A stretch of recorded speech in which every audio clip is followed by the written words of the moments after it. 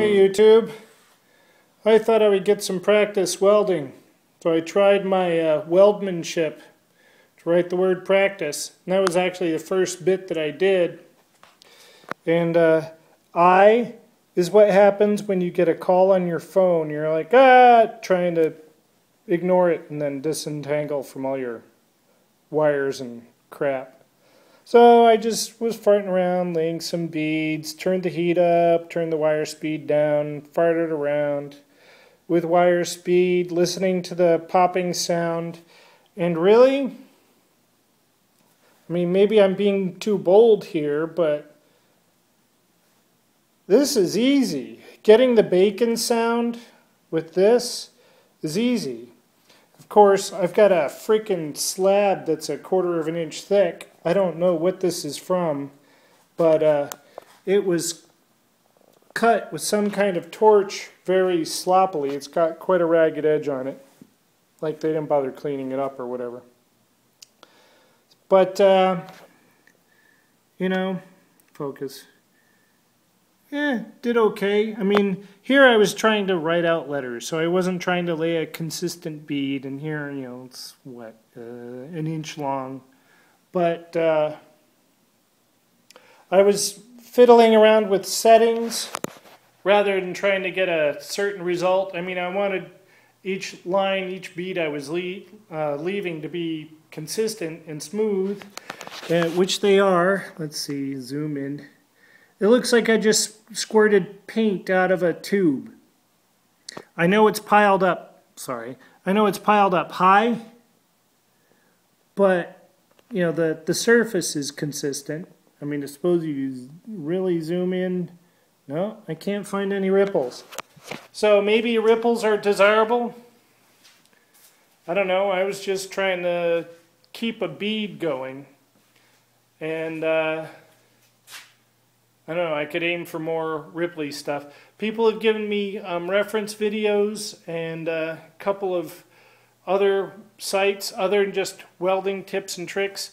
That guy, I mean, he does everything, but he focuses mostly on TIG welding and, you know, some exotic stuff. And like, even when I was going through the manual for the welder, and the welds I was doing at that time didn't even look as good as the troubleshooting section. Oh, if your welds are like this crappy, and it looked like a great weld to me, so it may be helpful now. I don't know. Practice, and I don't have enough practice. But welding, like laying beads down on thick stuff, unless I'm missing something, obviously I'm missing something because I'm not getting anything from it. But I am going to make a rolly chair, something to make it easier to work on that level of the car instead of leaning over or having it jacked up or whatever. So this is easily 1/8 of an inch thick. Tough stuff. This is not mild steel. It's bed rail. So here's one bit. You know, I've got my 45s cut off there,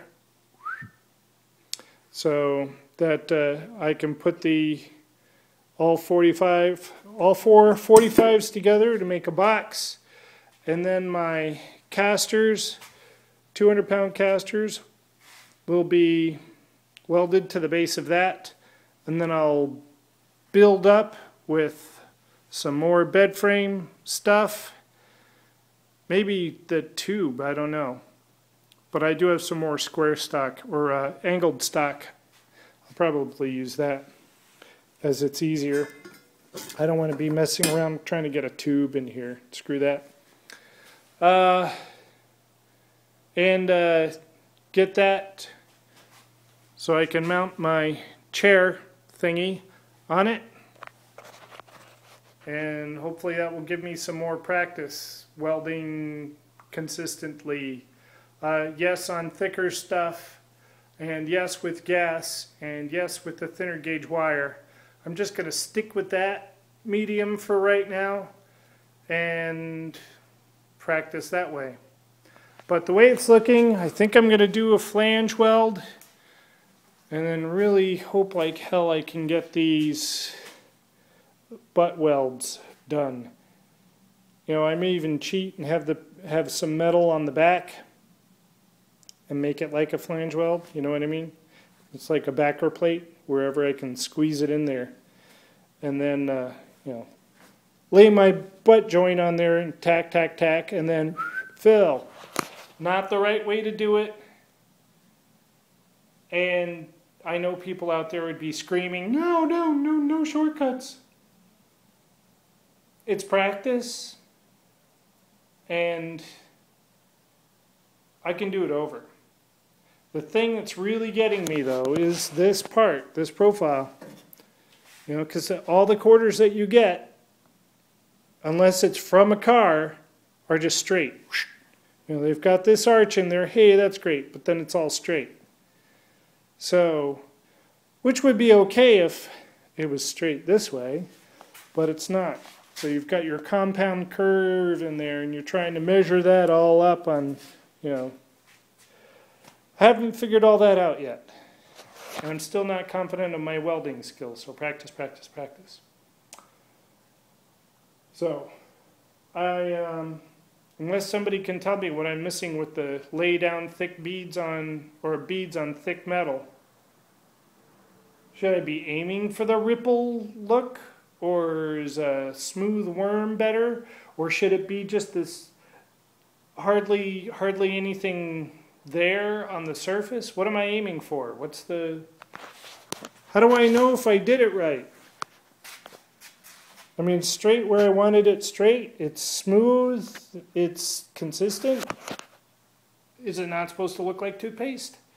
And these things, it's so freaking thick. This metal's so freaking thick that maybe this is the wrong wire to use. I don't know. What's the point of laying down beads on thick metal? What result am I going for? What's it supposed to look like? Not that. Not like I took a tube of metal toothpaste and went, you know? Close up look. Closer, closer. Alright, that's as close as my camera wants to go. So the two on the sides were like regular heat, regular wire speed. The one in the middle, I cranked up the heat, left the wire speed the same, but may have gone slower. But, you know, it's not really sitting down further in the metal, so. And these, I just was kind of going, you know, I don't know. You know, look, I welded a P on there. Is it a good P? Does my P look good? Don't know.